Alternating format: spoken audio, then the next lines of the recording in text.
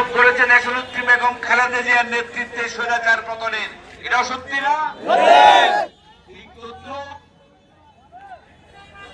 2024 সালের জুলাই আগস্টের ছাত্র জনতার যে অভ্যুত্থান, সেই অভ্যুত্থান হয়েছে সকলের সম্মিলিত প্রচেষ্টায়। সেজন্য আমি আপনাদেরকে সাধুবাদ এবং শ্রদ্ধার সাথে আমাদের দলের তরফ থেকে কৃতজ্ঞতা জ্ঞাপন করছি। কিন্তু এই যে স্বাধীনতা আমরা অর্জন করেছি অনেক ত্যাগ এবং রক্তের বিনিময়ে, এটাকে কোন একটা গোষ্ঠী কুক্ষিগত করতে চায়, কিন্তু আমরা কি সেটা হতে দিব? ইয়াজিদের বংশধর তারা, আমাদের প্রাণের স্পন্দন হযরত মুহাম্মদ সাল্লাল্লাহু আলাইহি সাল্লামের দৌহিত্র কে ছিলেন? হযরত হুসাইন আলাইহিস সালাম, তাই না? হুসাইন রাহমাতুল্লাহ সালামকে বিশ্বাসঘাতকতার মাধ্যমে হত্যা করে যে ইয়াজিদ ক্ষমতা গ্রহণ করেছিল, সেই ইয়াজিদের অনুসারীরা,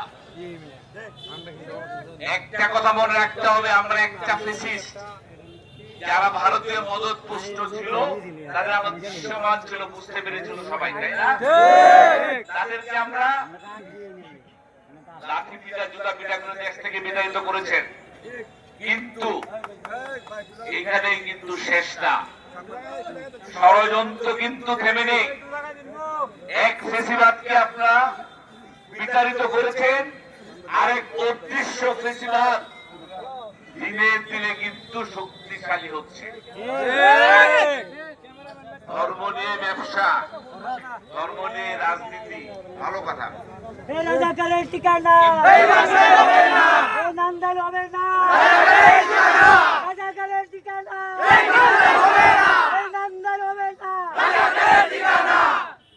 কিন্তু একটা জিনিস মনে রাখতে হবে, আমরা কোন ধর্মীয় বিশ্বাসে যাচ্ছি।